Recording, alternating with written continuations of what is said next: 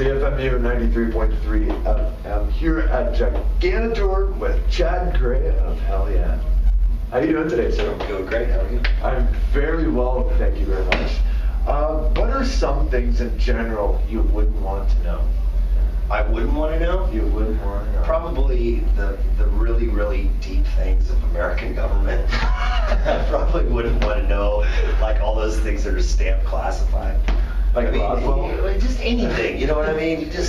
I can't even imagine the depths of, like, not even American government, just world government. Mm-hmm. You know what I mean? The depths of shit that probably goes on that they just look at as like, whatever, yeah. You know, that we would just be like, you gotta be fucking kidding me, really? Yeah. You know what I mean? So, you know, probably, shit like that. I don't really know anything else. I love to, I'm big, I'm into learning and fucking, I feel like I'm on a mission in this life, you know what I mean? Mm-hmm. To do what I do and fucking help people through my misfortunes and what I've learned from them, you know what I mean? And help people realize that they're not alone. And has that, when they're going through tough times. And has that like really grown you as a person? Like, absolutely. Individually? I think that everything in life is, all of your life's memory creates who you are. Right. When you're a child and you go up and you stick your hand on a red hot stove, ow!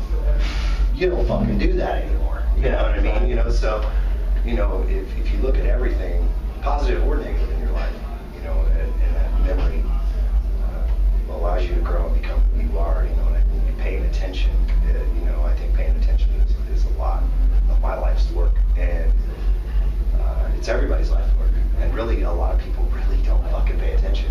No, they It don't. blows me away. Yeah. It's like, wow, like how did you not see that coming? Because people that I know you've been through a similar situation like this before, and they're like telling me about it. I'm going, were we just having this conversation 6 fucking months ago? And where were you? Were you there? Were you like on cloud nine or something? You know what I mean? And that's so the things that I learn or whatever aren't necessarily from books and shit like that. So your whole life is a book. Your whole life is learning.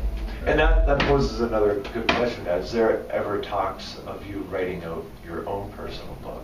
I've thought about it, and I've had a lot of friends, have beat that drum, and it's just like, like what my only say? excuse would be honesty, and what do you do if you're being completely honest? Just some, fucking really could hurt people. And I wouldn't want to fucking do it. I want to carry myself in my life, being honest. And if I was ever going to do a book, I'd have to call some people out, man. You know what I mean? Like, yay, you kind of did this, So, yeah. You know what I mean? It's something that I've milled on. I've been fucking thinking about for a while. Right. You know what I mean? And a lot of friends of mine have come to me and like, dude, a lot of people would probably learn a lot. Just knowing me as a writer, like how I would probably put it out there. You know what I mean? That wouldn't only just be about my life, but I would probably write it from a perspective of like, this is what I've done and what I've been through, kind of writing it. Like, learn from this. Not just like, this is what fucking happened to me, and da-da-da-da-da. Yeah, you know what I mean? that's like bragging in a way. Yeah. It's like, come on, who's gonna be fucking conceited about that? Yeah, exactly. Yeah. Dude, I had a fucked up life. Yes. No, it sucked. Before settling on Hell Yeah, as the band's name, what were the other 5 bands names that the band thought of?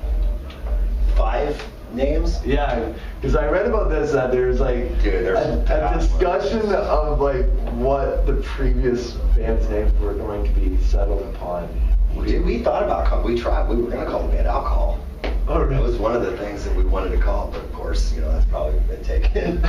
So, but I was like, dude, that's a fucking really cool band. And then it was like, and then like kind of Alcohol and Ass, like fucking, But like, dude, there were like stupid fucking names. I can't even really remember any. And if anything did flash in my head right now, I probably would not share it well. Because they were so bad. I mean, some of them were just like, basically, if you name the band that, I'm not going to be in this band. You are drawing a fucking line in the sand, and I ain't crossing it. So let's just put it that way. Yeah, there was a balance. You know, but we had a box. You know, we had this fucking guitar cabinet box, and we taped a Sharpie to it. And when we did the first record, we were in actually Dimebag's garage where they did Trendkill in there. They did Pantera and Damage Plan did the record in there. Rebel Meets Rebel was done in there. I think they did a little bit of production work on 101 Proof. They did Reinventing the Steel in there. I mean, some great shit had happened in there, you know.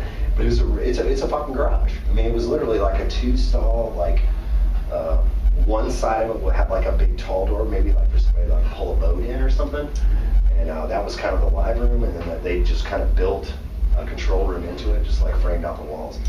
And really small, really simple setup. And so we were outside a lot. You know, it was in the summertime. We were outside in Texas, and fucking smoking, drinking, and fucking whatever when we're not tracking and doing takes. Whatever, so we just put this box out there and we just fucking taped a Sharpie to it, and then if anybody came up with a name, we just fucking write it down, because we learned to do this because fucking we would get so fucking drunk during the recording of that record. By the time we would leave, you know, we would be pretty much blacked out, and then we would come in the next day and we'd be talking about names, like, what was that one name? Oh fuck, I can't remember. You know, so we got to the point where we just put the box out there and we'd start writing the boxes. We were drinking and stuff, so we did black out. We just come in the next day and we look at the box.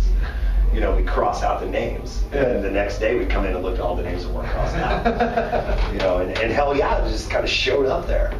So I'm like, that's kind of a cool name. Yeah. Yeah, you know, like really, it really is a flag for what we are. Mm-hmm. You know what I mean? We are so fucking just, you know, in your fucking face, good or bad. Mm-hmm. You know, if you don't like us, I feel bad for you, because it's in your fucking face. And it's like not like something like you could just be like, when's this band gonna get over? You know, you know, you're gonna know we're there. You know, exactly. So, but it's the Hell Yeah flag, you know. It's just a lot more fun than saying yeah.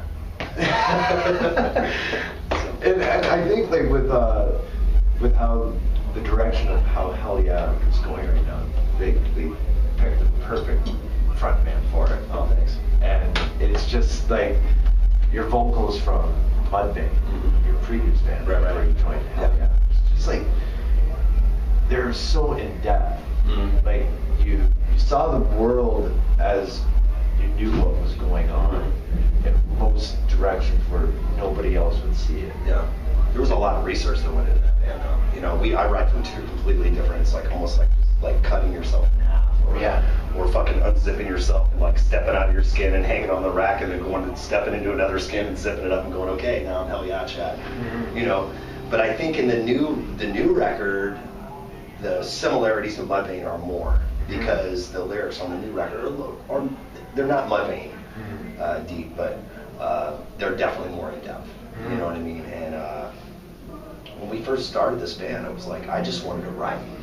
I wanted to write. I wanted to like write rock songs and do something that I could never do in Mudvayne, and do something that Vinny could have never done in Pantera or Damage Plan. Do something that Tom could have never done in Nothing Face or Greg in Mudvayne, you know. So it was really an opportunity just to go do something else. Yeah. You know, and write songs like Alcohol and Ass that just come out of fucking nowhere. Yeah. It's a total country song, that tongue-in-cheek kind of fucking whatever. Right. You know what I mean? But it was like, that song would have fucking been laughed on the stage in Mudvayne, or Pantera, or anything else. Yeah, and it's interesting that like a lot of bands now these days are bringing out this more of like a comedic side to themselves, like Maynard with Pucifer. Yeah. Like everyone thought, you know. Is it Pucifer or Pucifer? Or Pucifer. Yeah. I say Pucifer all the time. I get it so I think it's Pucifer. I think it's Pucifer. Yeah. Sorry, Maynard. That's anyway. Got your back, homie. Yeah. There you go. If you see this, he's got your back. And it's just this comedic side that a lot of. He's like that though. I've heard like, you know, like I mean, you know, I worked with David Bottrell. Who did Arma. So fucking, you know, there are little secrets about that record that I learned, and I was just like, you know, that sorry I can't share with you, but Just because I just feel like there's a code. Yeah. But there are little secrets about that record that just made me fucking crack up. Like some of the mutterings and stuff, like some of the little mutterings and shit, what they were and stuff, because they're inaudible. It doesn't matter what you do, you can never hear them. But to hear what they're saying is fucking hysterical. Oh, it is. And I never heard it. Yeah. But he kind of, shared it with me, and I'm just like, that's fucking cool. They're in Tool like is like that. There's definitely some tongue in cheek. There's some good, almost sarcastic humor in what they do. But that's what makes them great. The mystery behind Tool is what makes them great. And in every mystery, there's got to be some comedy. Exactly, and that's where I see, like with Hell Yeah, there's a sort of mystery. It's very intense, but we don't take ourselves too fucking seriously. You know what I mean? It's like, and nobody should. Yeah. And again, getting back to life. I mean, think about it. You see bands that are like black metal and stuff, and I love black metal, and I love really heavy metal, and I'm just a fan. I've always been a fan, and stuff, and I can appreciate the guys that are just fucking stone face, fucking Satan, whatever, man. If that's your deal, that's your deal. That is not me. You know what I mean? Like, I just don't believe that a person could just wake up in the morning, like your head coming off the pillow, and just go.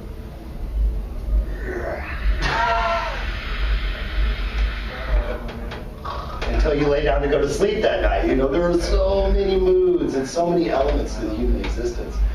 You're happy, you smile, you laugh, you get pissed, you get frustrated. There's so many levels of the human existence as far as emotion goes, and I think that's what I've always tried to bring to music on every level, even with my band and stuff.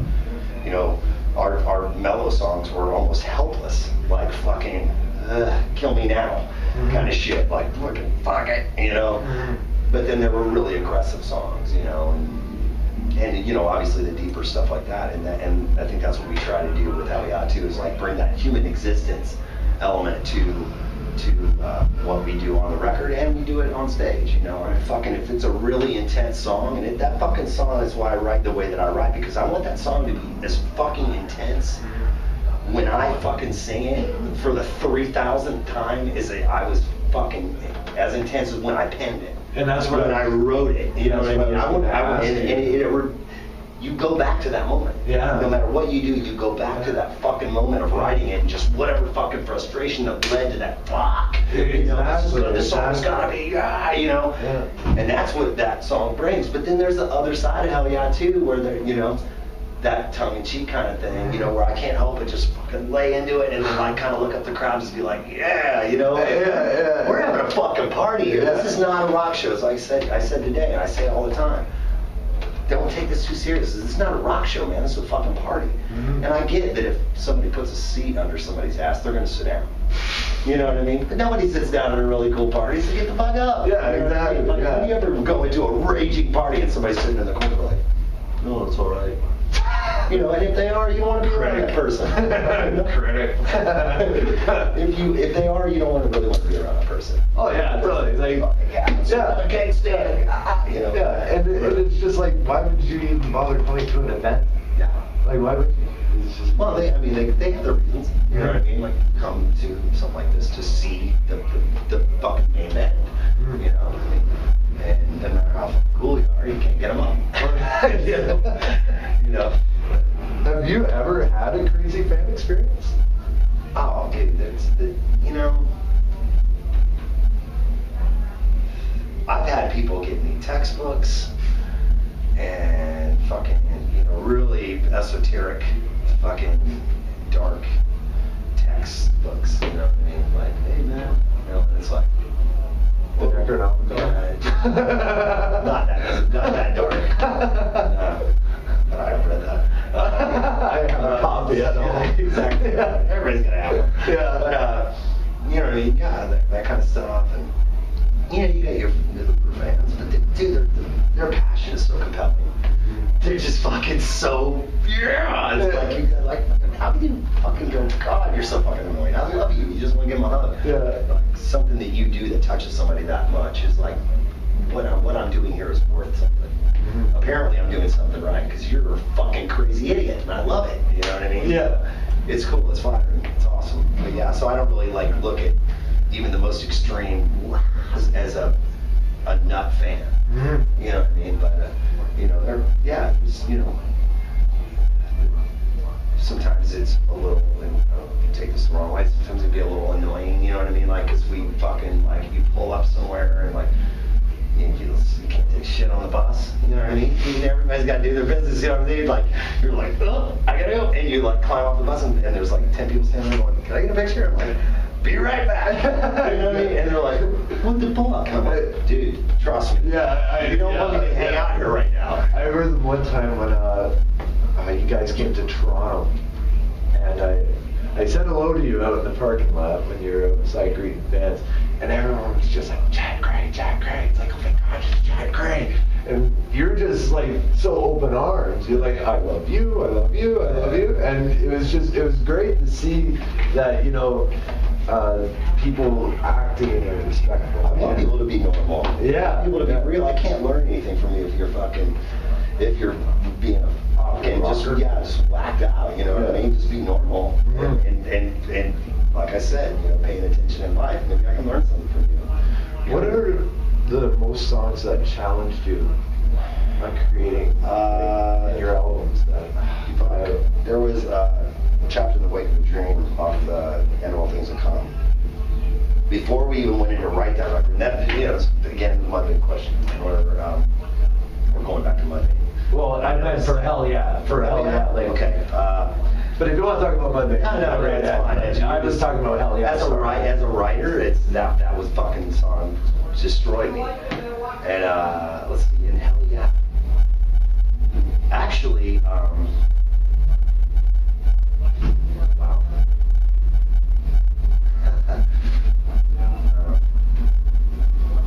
Hell of a Time. Song Hell of a Time. Or whatever. I remember them tracking that song. And that was giving the music, you know, like after I'll like hang out, I'm like kind of fly on the wall. It's like, hey, what the fuck is that? You know, whatever. And so this was one that I hadn't been a fly on the wall for, so it had none of my input. And I was just kind of like handed off this fucking song. And I'm like, what the fuck do you want me to do with this? Yeah. And, you know, the riff was so basic, just so straightforward. If you strip the vocals off of that and just listen to that riff, Right. it is so fucking dull. It's just like, it did nothing to move me whatsoever. And Greg's like, dude, man, come on, dude. I've heard you sing this 100 fucking times. I'm like, dude, seriously though, this might be the one time where I cannot fucking make anything happen with this. You know what I mean? Like, I don't get it. Like, what the fuck is this supposed to be? And what are you doing this to me for? And what are we doing to our fans? But I got it, and I wrote the vocals over it, and it turned out awesome. You know, that was one of those songs where I'm like, what the fuck do I do with this? And I, you know, really worked hard on that. Another song, Between You and Nowhere, off the new record, the Melbourne one. You know, Tom wrote that riff, and Tom actually said that line to me one time, and like I said, you just pay attention, and you can always pick things up, you know. And I just remember, like, in a conversation, he said something about Between You and Nowhere. Like, it's a song of longing. And, you know, a lot of people don't realize that a lot of people only see the glamour side of doing what I do. And there's a lot of the other side that's not so fucking glamorous, you know what I mean? And it's really a song of longing, and there is a lot of longing that goes on out here. You know what I mean? If you're with, you know, your lover, your wife, or whatever, you know what I mean? It's like you're always missing them. Mm-hmm. You know, you're always longing to see them. And it's your whole fucking life, you know. I've been doing this for 13 years now professionally. And that's been my life. It's just like always, I was like, man, when am I gonna get home? I wanna see my girl, you know, blah, blah, blah. And, you know, and Tom was talking about that. We were having a conversation about that, and he just said that, you know, it's like always that between you and nowhere kind of thing. And I just got mental note, just like sidebar, you know, just kind of pinned it in my head, and I'm like, come back to that. You know, with that song took me a really long time to write, because there's a process that I go through where I get the music, and I want to know the music inside and out. It's right. Like you can sit there and fucking, you know, in front of your computer or with a pad of paper and a pen, and just beat your fucking head off a table trying so hard to come up with something and it never comes to you. The times when it'll come to you is when you walk away from it, but only I feel like if you truly know and you're one, you become one with the song. Yeah. With the composition itself. You know, so I really drill the compositions into my head. Right. So I know them. I know the arrangements, I know the parts, I know the melodies of that the guitars are carrying, I know the beats, I know the song. And then I start like approaching it and I'll try and then I'll back off. I don't know about like that. Let me think about it. And then you kind of like walk think away. about it, yeah. And then it's like, bam, okay, now I'm into rewrite mode. You know, and I wipe everything clean. And then you try and to then I start do, and then I over. do it again, Exactly. and I rewrite and write and rewrite and write and rewrite and write. You know what I mean? Over and over and over and over again. And that song was like about 6 weeks of that. And it's so basic. It's just a really basic musical track. Right. But I knew that it was calling to be something deep, like something memorable.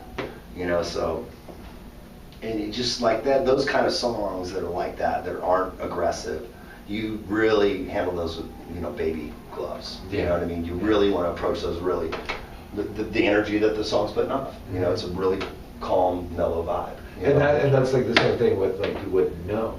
Like, it's just, it's so like powerful. Yeah. But it just has this like, I have to say, good job on that. Oh, thanks, song. man. Like, good job. Like, it's just, it goes around on what everyone is feeling. Yeah. Because it answers to so much. Yeah.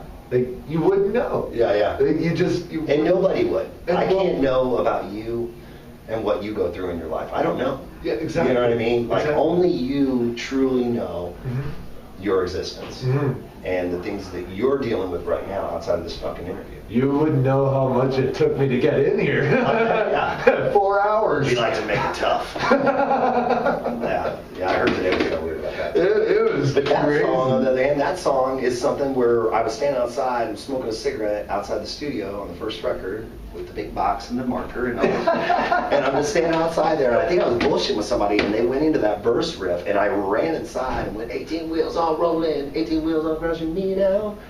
Literally, that song came to me like that, the verses. Yeah. You know what I mean?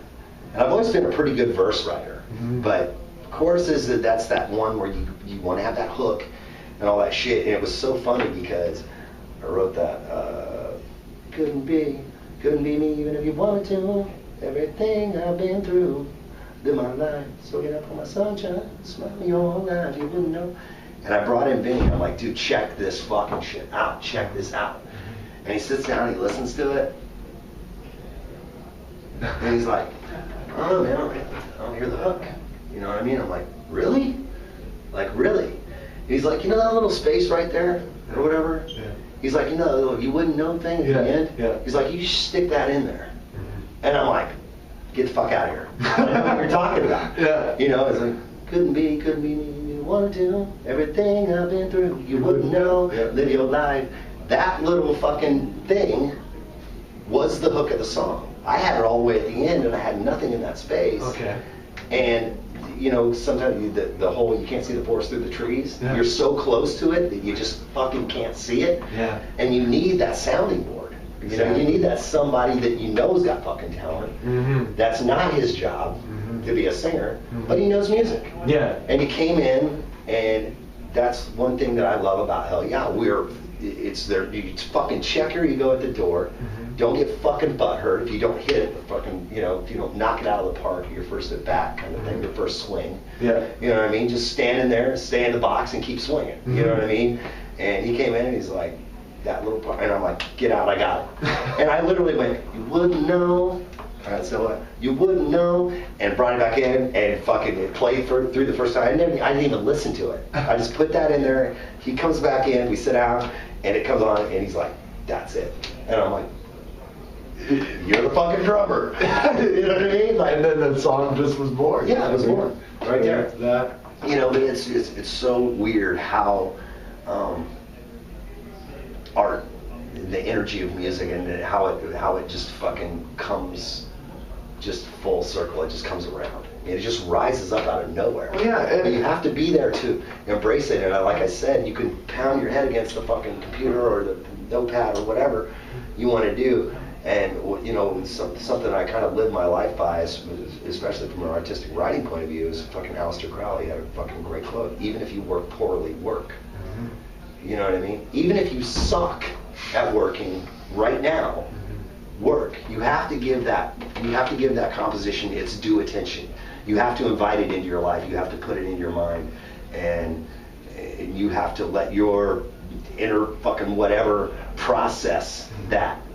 And then when you walk away, that's when it comes to you. Yeah. When you fucking walk away and you're taking a piss, you're like, I gotta hurry up, get the piss in, I got it. Yeah. You know, I know what the fuck I'm doing. You know, and then you run back in and you write it down. And because you worked poorly, you still worked. Yeah. You still did something. Yeah. You gave it its time, and I think that there's a bridge that creates that gap between whatever this energy is, this music and the composition, into my fucking head, that becomes a lyric or a melody or something to where we can get to the next level. And that's where like going out for a walk or something like that would come into play. Get away with it.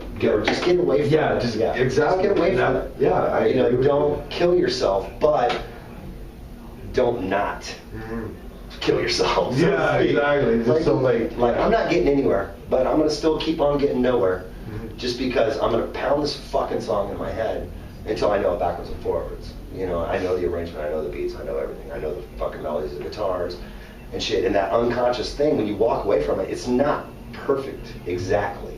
You know what I mean? It's not perfect notation.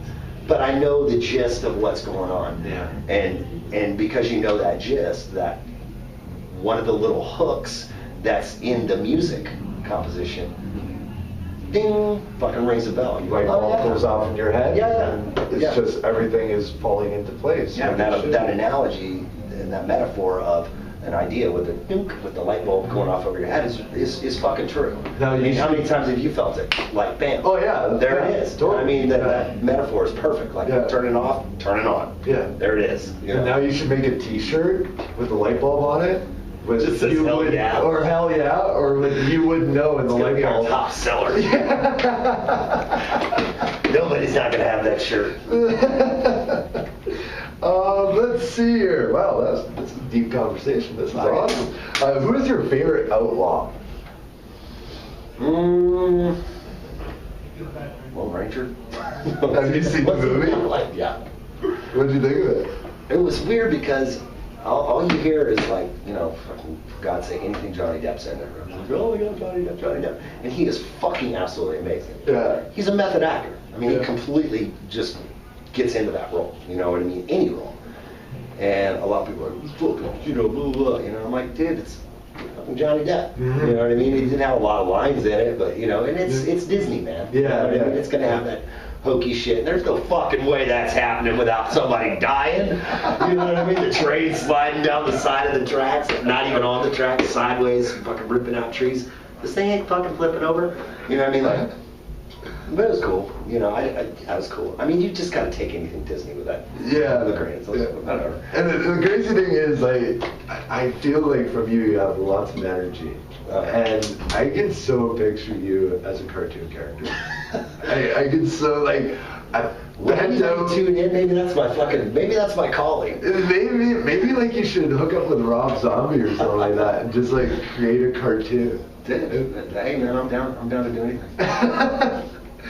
So I know that you're really busy with your tour and everything that's going on with Hell Yeah. And I don't want to take up much of your time because I'm fucking fine. Oh, okay. Fucking burn this thing out. I don't give a shit. How much battery you got left? Your battery holding up over there. Is there any message that you would like to tell your fans out there? Fuck, man. I mean, it's the same message that any artist probably would say, anybody in my position. You know, buy this album. You know what, man? If you like it, support it. Yeah. You know what I mean? And I think that the fucking internet has been an amazing fucking consumer tool. You know what I mean? To sift through shit. You know, and I'm not pointing anybody out. I'm not calling fucking bullshit on anybody. You know, whatever. But come on. You know. Let's just say there might be things out there that you're not into. You know what I mean? And that's a way you can test it. Yeah. You know what? Not really into it. fuck it, so you don't buy it. That's cool. But if you like it, support it, because if people don't support it, then I'm not going to be able to be here. I'm not going to be able to continue to create music, because it's a job. You know what I mean? It's a fucking job. And trust me, I'm not a rock star. Rock stars have Ferraris in the garage of their mansions. I do not have a Ferrari. I do not have a mansion. I'm a fucking touring musician. You know what I mean? I live a pretty fucking humble lifestyle. And, you know, just if you like anything that I do, or Hell Yeah does, support it. And I mean, that's really all I can say. You know what I mean? Coming from a music lover, you know what I mean, my whole life, to be on a tour with Megadeth means so much to me personally, because it's honestly one of the bands that changed my fucking life. So would you say like Megadeth was your first concert that you ever went to when you were growing up? No. Okay. No, but I saw them. Okay. I saw them on Clash of the Titans, which was fucking amazing. I saw them, I saw Slayer, I saw Anthrax. Right. You know, wham, one show, you know, it was fucking amazing. You know, and actually I had that conversation with Dave one time, just not too long. You know, it's so weird, you know, to like be me and do the things I'm doing now and meeting the people that I meet now, and I just talk to them like they're normal people, because I know that's how I like to be talked to. Right. You know, so. But I told Dan, that's right. I'm like, dude, I saw you on Clash of the Titans, and I was between you and fucking Marty Friedman, like front row. I was that dude. I was the front row dude. I was fucking right in the front, just taking fucking everything in. You know, every concert I ever went to, I always wanted to be right in the front. Right. And occasionally I'd fucking slip out and go fucking mosh for a while, and then I'd get back up to the I'd front. fucking worm. You know, wiring, man. I could get you there. Yeah, get the fuck out of there, you know what I mean? Just like through their legs, hi, you know, just like, fuck you, now you're in the second row, what's up? So, you know, but I had that conversation, you know, with him and shit, and he's just like, and I'm like, dude, you know, I know the whole Metallica fucking, you know, you were Metallica and blah, blah, blah. I'm like, you know, and I don't mean to say anything bad about it, because, like, honestly, for me, it's better, you know, everything happens for a reason. Yeah. And because you were not in Metallica anymore, that was better for me, because you started Megadeth. Yeah. So now I had two fucking badass bands that I love. One that you were in and you were no longer in, and then you started Megadeth, which I fucking loved. Yeah. You know what I mean? And really, you know, shaped who I am, you know. So for me to be on this tour, it means a lot to me, you know, to watch them play, to relive, you know, that kind of that really young Chad, you know what I mean?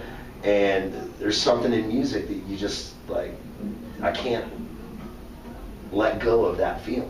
When I see them play, I'm that dude again. Yeah, you know, at least yeah. for the minutes that they're, or whatever they're on stage, and I listen to them, I'm that dude again. It's like you were listening to them when you first started listening to them. It's like if you went and saw fucking, you know, the Stones now. Yeah, they're older or whatever. Yeah. But if you're standing in that fucking crowd at 50 years old or whatever, you're fucking 18 again. And that's the beauty of music. And that's the fucking thing that's fucking awesome. It just takes you right back to that time before your life turned out to be fucking 3 kids and a wife that goes, fuck you, you know, or fucking pick up the dog shit. You know, you're on the couch. Yeah, you're just like, fuck you, I'm not gonna get married. You know what I mean? Like, you know, what the fuck did I do with my life? You know, for that moment, you know what I mean, the time that the Stones are on stage, you're like, it's all ahead of me right now. You know, I've got my whole life ahead of me right now, and then it's over, and then you're back to fucking bullshit, but whatever. You know, so, but there is something that's timeless about music.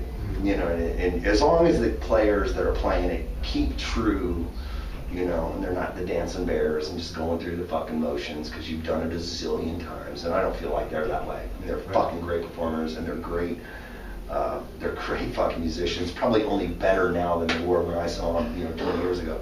And just unbelievable, you know, and it's really great. I mean, it's just one of the beautiful things about music, and you know, that's the true message. Like, if I've got a message, you know, things that you truly love, support. So they'll be there for you to come back to someday. You know what I mean? If you don't support what I'm doing or what whoever's doing, whatever your fucking favorite band is, if you just go, man, they're so great, but fuck it, I don't have to buy it anymore. I can just get it for free. It's like, you're killing the fucking thing you love the most. Yeah, exactly. So to speak. Don't The internet's a great thing, but don't abuse it. You know, I mean, don't abuse that thing. You know? And that's where a lot of people now these days, like I always go by this one saying, it was by Marilyn Monroe, if you can't handle me at my worst, then you don't deserve me at my best. Yeah. I put in front of that saying, appreciate more, take advantage less. Yeah. If you can't handle me at my worst, then you don't deserve me at Exactly. my best. And I think a lot of people now these days, they see that as an opportunity. This person is going so far down, let's keep kicking him down. Yeah. And well, that's the world. And that is the world. And it is crazy that... When's the last time you saw a newscast with something positive? Never.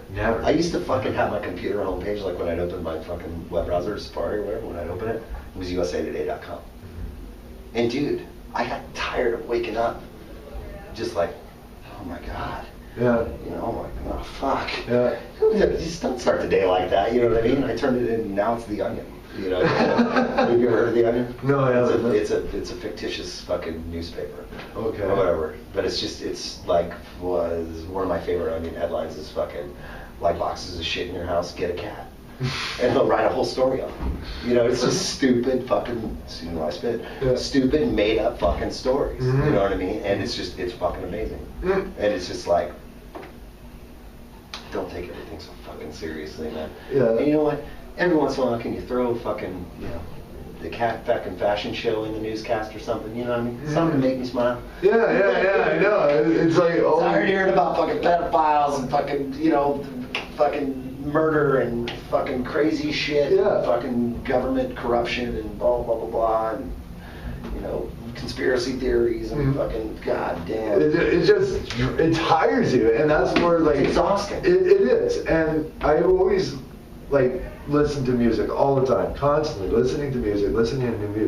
And once this whole spiel about this python killing these 2 kids out in New Brunswick, I posted on my Facebook. It's like, oh man, I feel sorry about those kids in Edmonton with the python. I totally got the wrong place. And they're like, everyone's like, oh, it's in New Brunswick. And I'm like, this is why I don't listen to the news. It's like, I get screwed up. The point is, you got the important part. Yeah, I got the important part, but the wrong place. So kids, python, doesn't matter where it happened, nothing good's going to come out of this situation. Exactly. It's like, I'd rather listen to music more than following on news. It's bad. It's bad. It's just fucking overhyped. Fucking bullshit, and fucking goddamn Facebook, oh my God. It's fucking crazy. It's literally like every single person in the world's own gossip column. It's just a gossip column. It's everybody just fucking throwing their life out to fucking potentially millions of people. Yeah. 6 degrees of separation, and now we're fucking all connected around the world. Exactly. I'm sure it's fine. And I think that's what like. But it's that kind of level of gotta know that really the news kind of feeds into. And people want to know the bad things. Well, I think that's kind of like personal to like towards people. Like as a musician yourself, like if like say that you do have a Facebook and you posted something like, you know, please don't share, kind of personal. Like I'm in a bummer mood. Copy, paste, boom, look what happened. Did you hear about this guy? Exactly. And it's just like, dude, like, I'm Chad fucking Gray. Like, don't do that shit. Yeah. Like, man, what are you doing? Well, A, you just don't post it. Yeah, I know. You don't post it, but it's really hard because that's... Dude, you can't trust your best friends. Yeah, I know. You can't. I know. They're going to say something back to you later on down the road, and you're going to probably be like, I hate you. Thanks a lot for that. Thanks for keeping that hush-hush. Yeah. Appreciate you sharing it with a million fucking people. Yeah, exactly. Thanks. Loser. Yeah. It's crazy. But the world she spins. It goes around. Sun's going to set tonight. It's going to rise tomorrow. And it only matters like how you depict your life, really. Just carry yourself a certain way. Exactly. You know, carry yourself with just integrity. You know what I mean? And just like try to do the right things. Try Exactly. to do the right things and check yourself and make decisions before you do potentially the wrong thing. Yeah. Stop and think about it and process it a little bit and go, you know what? Okay, this is good. I agree with you 100%. I do. Like a lot of people, they cut people out of loops. They don't let people know what's entirely going on. And sometimes people are like, you didn't tell me what's going on. I think I have a say in something around here. And I get cut out of the loop all the time. Just ask my friend Luke. Oh, there's Luke.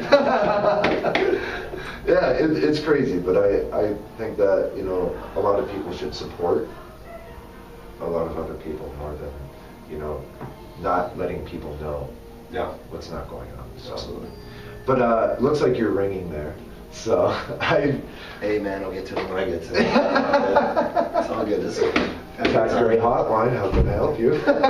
Please hold. Put out another fire. Hold on. Yeah, be right there. No, it's all good, man. But It's been fun.